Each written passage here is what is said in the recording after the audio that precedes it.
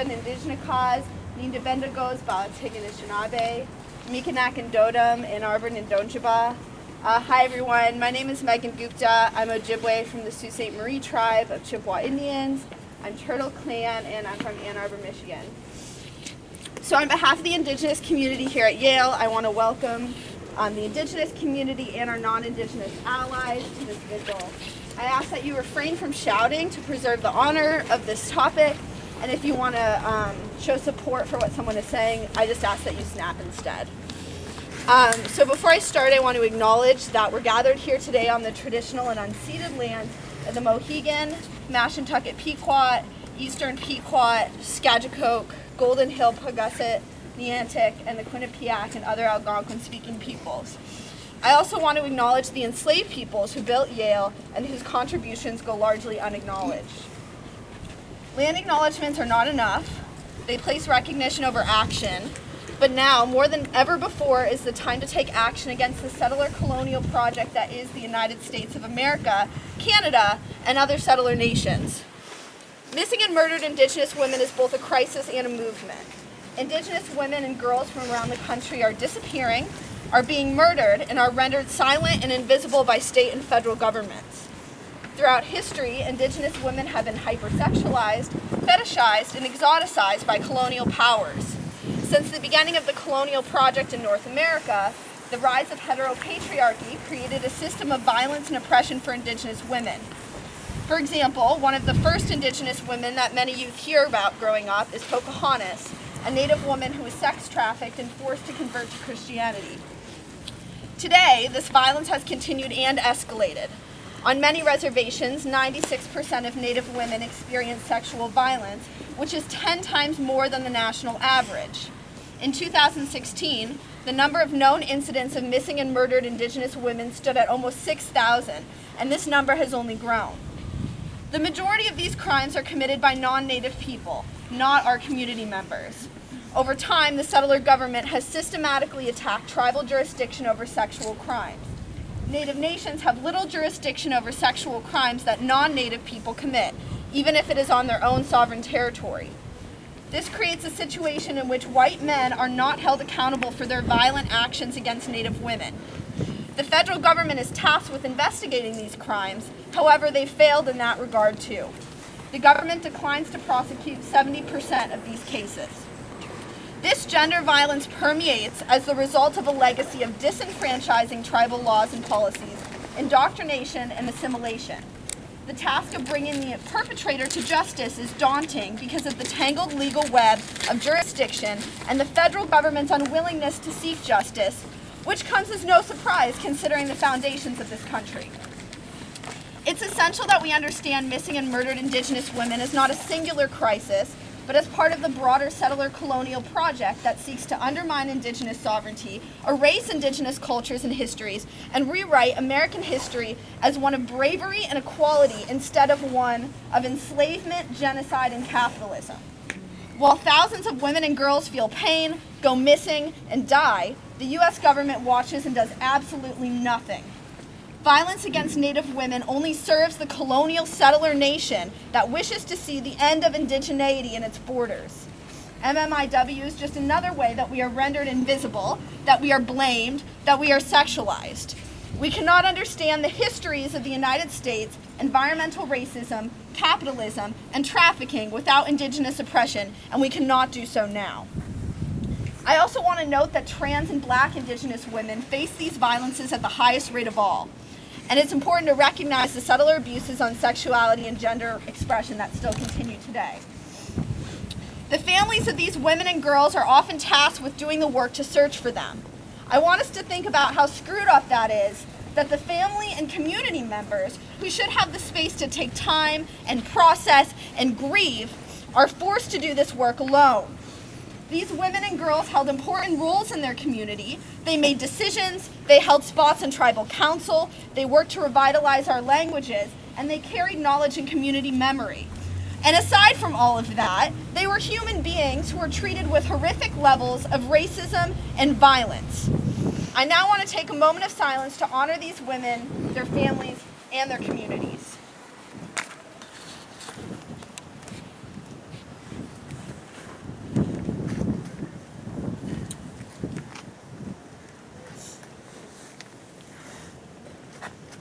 We are not going to forget them. When I think about the MMIW crisis, I'm often filled with sadness and despair.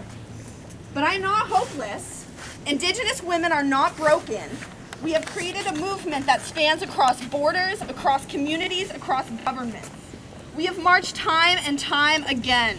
We demand a national database of missing women, the return of jurisdiction back to Native governments, support for our communities, social media organizing, and broader political and social awareness of this fight. Ultimately, we are demanding our self-authority and inherent sovereignty back, our women and our girls and our land back. We will not forget these women and girls, and we're not going to back down. We're drawing attention to this issue in North America, but it does permeate transnationally and across all borders.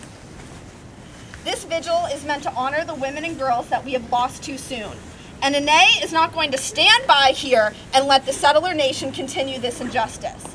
This stands as a call to action to non-Native allies to think critically about your positionality and to make this crisis a priority in your own movements for justice. If you don't, you're perpetuating the same erasure and oppression that we already face. I know that many of you are at the Ine dinner for Indigenous Peoples Day, where I spoke about the need for stronger action than land acknowledgements. At the dinner, I asked you to make our truths your truths, to make our struggles your struggles. And I want to end with bringing us back to our local Indigenous communities, specifically the one here at Yale. At a town hall a few weeks ago, we learned that from the AAUU survey that almost 50% of Native women at Yale have been sexually assaulted. In this way, we see violence against Native women occurring on our own campus against our own friends. I want you to spend some time thinking about this, and I'm once again asking you to make this your truth and to make this struggle your fight. Tonight, I'm asking you to pay respect and honor to these women and girls, and beyond tonight, I'm asking you to remember my words and think of both local and non-local Indigenous communities that are facing this crisis on an everyday basis.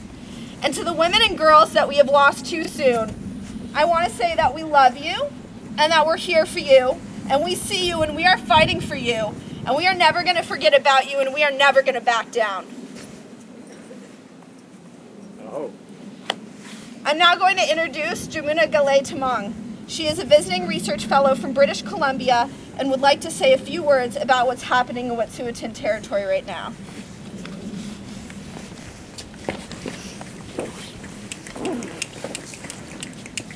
Thank you for that.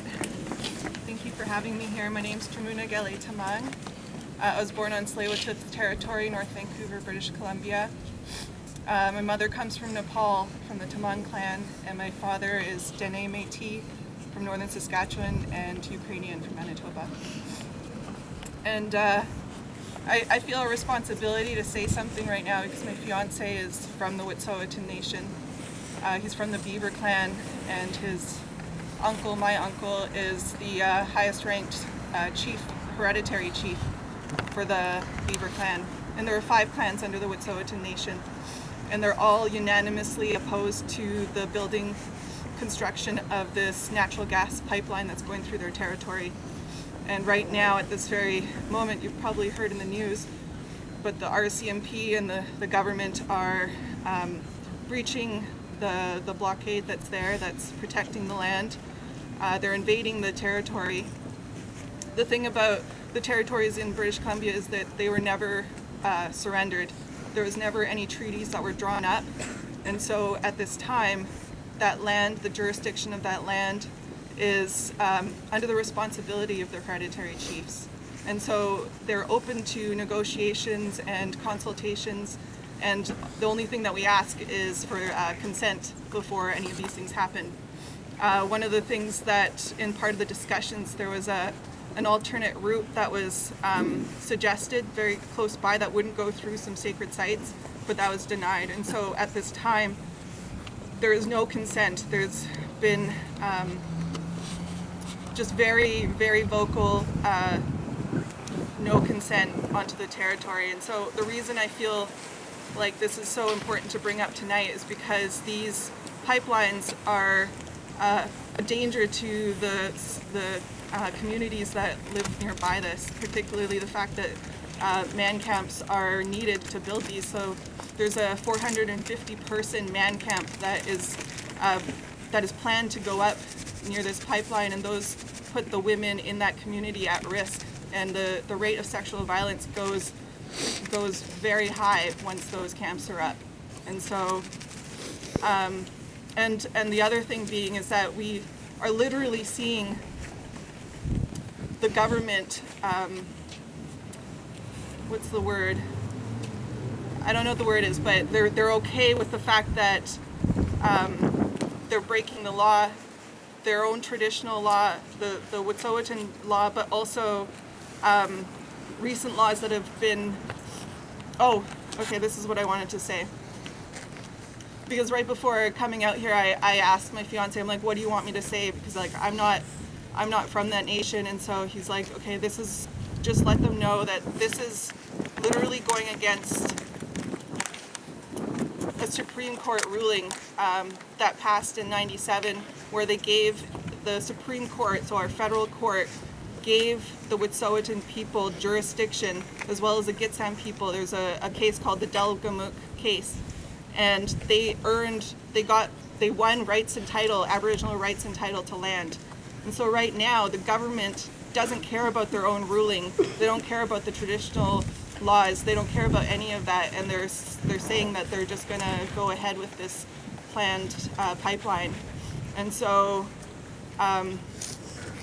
there's so much that's wrong about this, and I just wanted to bring that awareness over here. I know that a lot of people know about it already, but I just feel like I needed to say those few things. And so if we're taught that consent doesn't matter, then when women are in these situations and they're not giving consent, what's being taught is that consent doesn't matter. And so we're literally putting women at risk by what's going on the land.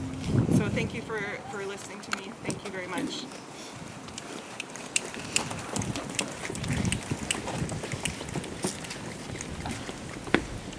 So now we're going to hear a song from Red Territory, our drum group.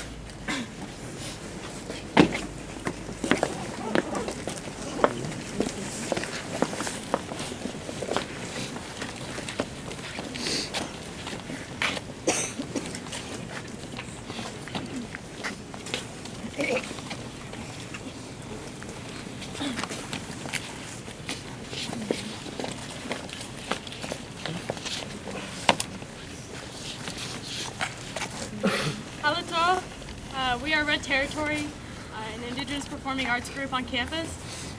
Today we're going to be singing a song called Abish Taloa, Golisa Pokneawa Tuklo. This is a Choctaw hymn, so it has Christian overtones with it. And I think in this moment I just want to recognize also the part that religion and missions have played in exacerbating sexual assault against Indigenous women. But this is a song that was sung on the Trail of Tears.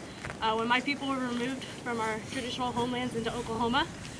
This is a song that it's a really sad song, and it has a lot of feeling into it, but it's about coming from like a darker place and going to somewhere better. So we're going to sing that. Bini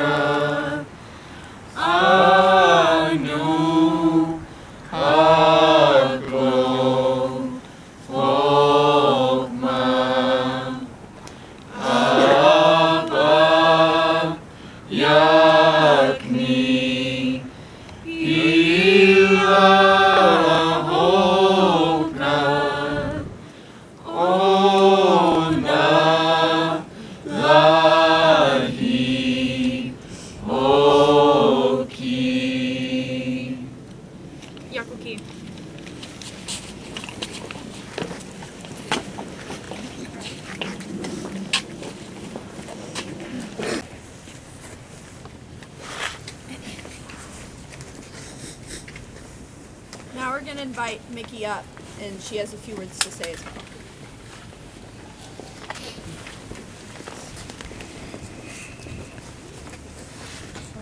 Ja, it's Anna, so doshik Anna Senegi, Mickey Matiwa Yanishia, Tachit Yanishlan, Twitchitni Bashichin, Nathana Dashichedo, Nagati Dashanella, Mikwat Etna Shah, is New Haven de Kehishte. Hi, my name is Mickey. I'm Dana. I'm from Deer Springs, Arizona, and I'm a sophomore. I'm studying ethnicity, race, and migration. It's really cold, so I don't think I'll be able to read a lot of this correctly or succinctly. And I'm also echoing a lot of what has already been said tonight by people already. Yeah. This vigil is one of many other events held throughout Canada and the U.S. today to raise awareness for missing and murdered Indigenous women. Earlier today, people gathered in the streets of Vancouver to address the relationship between MMIW and resource extraction in light of the events in Unistoten territory. We stand in solidarity with Wet'suwet'en as they halt the construction of the Coastal GasLink pipeline. Pipeline construction calls for a 450-person man camp. Man camps are temporary housing facilities that are set up to house workers for industrial projects, like the Coastal GasLink project. Sexual violence rates increase considerably with the presence of man camps. With that in mind, I want to begin by saying that a lot can be said about the disappearance and murder of Indigenous women. But in order to understand the scale of this so-called epidemic, one must acknowledge that this is not actually an epidemic. Kidnapping and murdering Native women has always been part of the American tradition. The ongoing existence of states like the U.S. is contingent upon the death of Indigenous people. The United States of America can never not be a white supremacist, anti-black, heteropatriarchal, transphobic, and ableist state. The ongoing settlement and colonization of this continent demands the displacement of Indigenous people. It demands the extermination of Native people today just as much as it did the first day Europeans decided to seize this land under the doctrine of discovery. That history, in addition to the legacies of chattel slavery, is as much our present as it is our past. Everything we know about American culture derives from the ongoing subjugation of Black and Native people. Settler colonialism, as a structure and not an event, seeks to dominate Native lands through the imposition of colonial conceptions of gender, sexuality, ability, and class. The subsequent hierarchization of such social categories situates Native women among other kinds of people, non-white people, at the bottom. Within this larger schema of patriarchal white supremacy, Native women have been forced to reckon with the violence of settler colonialism. The business of killing Indians, and if you're not Native, don't say Indians, therefore entails sexual violence, bioessentialism, and the destruction of matrilocal knowledge systems just as much as it entails reproducing the nation state. The U.S. resides within an overarching system of colonialism and imperialism. And yet, people, white liberals, think that this can all begin to be solved with policymaking, law reform, augmented police forces, harsher sentences, or through electing Native people to office or lobbying Washington. People think Native people can begin to solve this problem once they infiltrate spheres such as this one, and once they begin to inflict change from the inside. None of this will work. It will only serve to legitimate the ideologies of colonialism. That therefore pushes us to think of what decolonization will really look like. We recognize the need for Black and Indigenous solidarity and the need for transnational solidarity networks with the oppressed people of the world. We extend our solidarity to the people, a large number of them Indigenous folks, detained at the southern border. We are thinking of the people moving from Central America experiencing violence coming through Mexico. We are thinking of the recent uprisings in Haiti, Puerto Rico, Chile, and Hawaii. We are thinking of Palestine, and we condemn Israeli apartheid regimes. We are thinking of the indigenous socialists who have become targets of the Bolivian coup government. We are thinking of the Aboriginal communities of Australia who saw mass destruction of their homelands at the end of last year. We are thinking of the Tohono O'odham as their lands are desecrated for border wall construction and subject to ICE surveillance. We are thinking of Amazonian communities fighting against logging and cattle enterprises. We are thinking of Black and Native trans women. We need to protect them, and especially Black and Native sex workers. We are thinking of we are thinking about the rates at which Black women also go missing and are murdered in this country. We hope to foster stronger relationships with all of them and with everyone here. No one is liberated until we all are. Thank you.